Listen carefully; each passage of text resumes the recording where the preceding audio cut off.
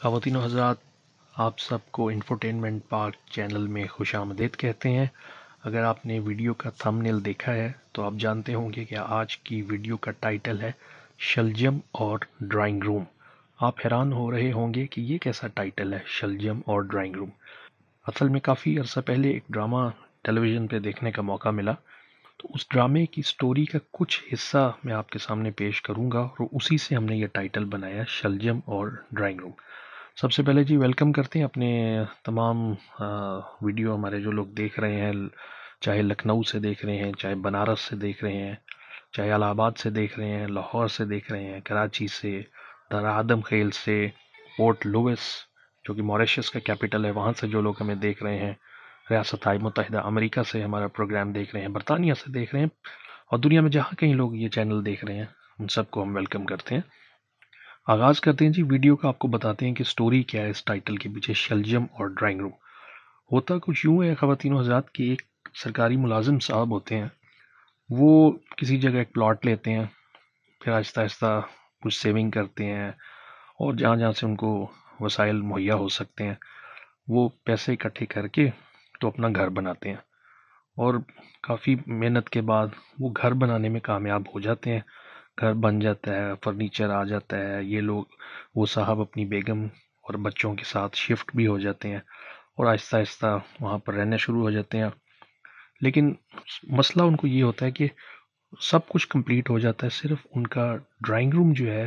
وہ کمپلیٹ نہیں ہوتا۔ مطلب ڈرائنگ روم کمپلیٹ ہونے تک سے پہلے ہی ڈرائنگ روم ان کا کمپلیٹ تو ہو چکا ہوتا ہے، لیکن مطلب اس میں نہ وائٹ واش ہوتا ہے، نہ سفیدیاں وغیرہ کچھ بھی نہیں ابھی ہوتا، اور نہ کوئی ڈرائنگ روم کا فرنیچر آیا ہوتا ہے۔ اس سے پہلے ان کے پیسے ختم ہو جاتے ہیں، باقی گھر مکمل ہو چکا ہوتا ہے۔ اب ان کو بڑی پریشانی ہوتی ہے کہ ہمارا سب کچھ تو کمپلیٹ ہو گیا ہے، ڈرائنگ روم ابھی کمپلیٹ نہیں ہوا۔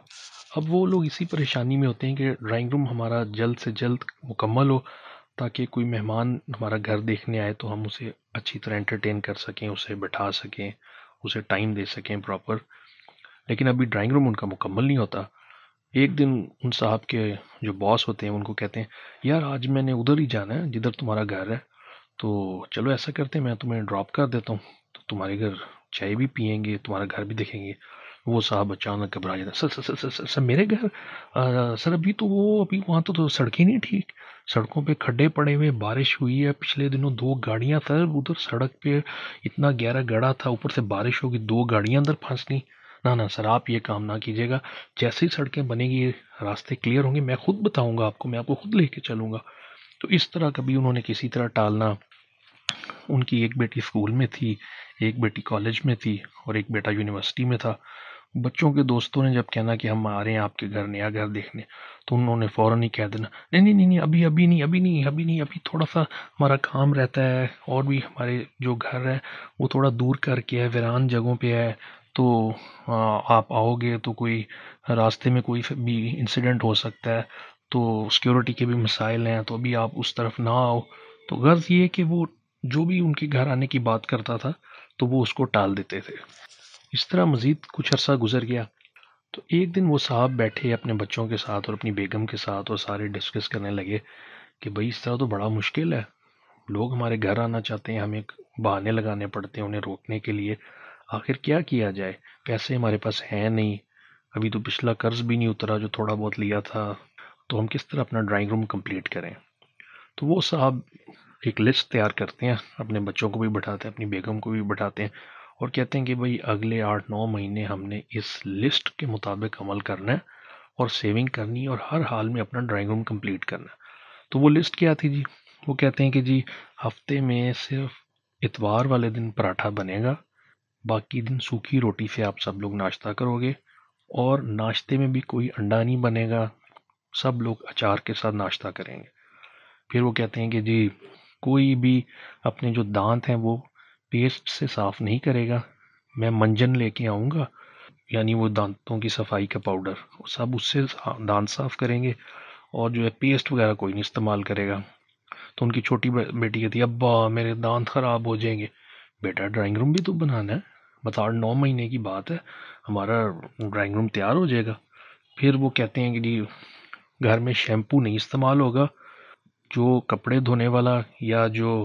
نہانے والا صابن ہے اسی سے بال دھوئے جائیں گے۔ تو ان کی بڑی صاحبزادی کہتی ابا میرے بال، میرے اتنے اچھے بال، میرے بال خراب ہو جائیں گے۔ بیٹا سب کچھ ٹھیک ہو جائے گا، ایک دفعہ ڈرائنگ روم بن جائے اس کے بعد سب ٹھیک ہو جائے گا۔ اسی طرح وہ کیا ایک لسٹ جو ہے اس میں مزید چیزیں بھی شامل کرتے ہیں کہ مہینے میں صرف ایک دفعہ بڑا گوشت بنے گا، ایک دفعہ چھوٹا گوشت بنے گا، ایک دفعہ مرغی پکے گی، اور وہ بھی ان کو جو گوشت ہے اس کے مختلف پیکٹس بنا لیے جائیں گے،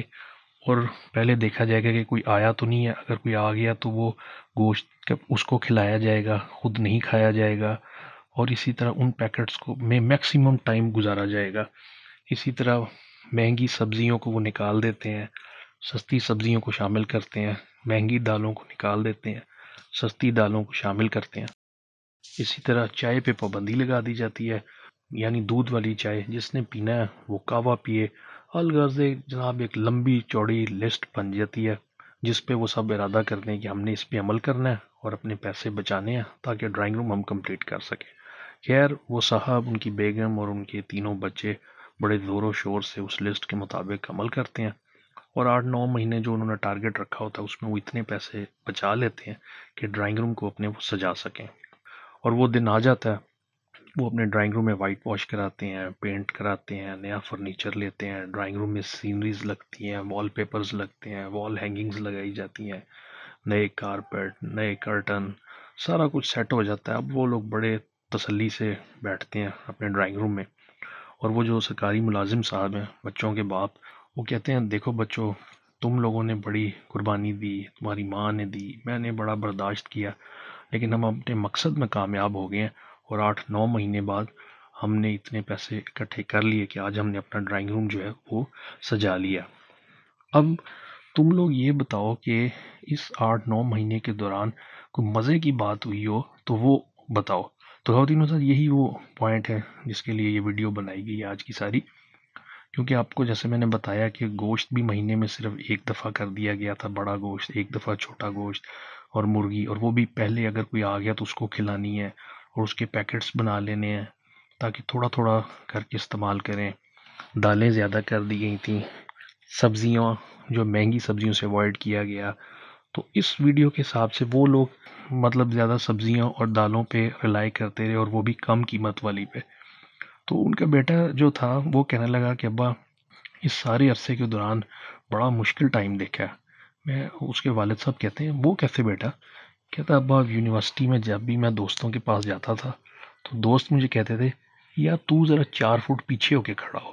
تو جب بھی منہ کھولتا ہے تو تیرے منہ سے شلجم کی بو آتی ہے۔ تو خواتین حضرات یہ وہ جملہ تھا جس کے لیے آپ کو آج کی یہ پوری ویڈیو سنائی ہے۔ کمنٹ ضرور کیجیے گا، اور چینل کو اگر اب تک سبسکرائب نہیں کیا تو سبسکرائب بھی کیجیے، اور لوگوں کو بھی دعوت دیجیے، ویڈیو کو شیئر کیجیے۔ اپنا خیال رکھیے۔ خدا حافظ و ناصر۔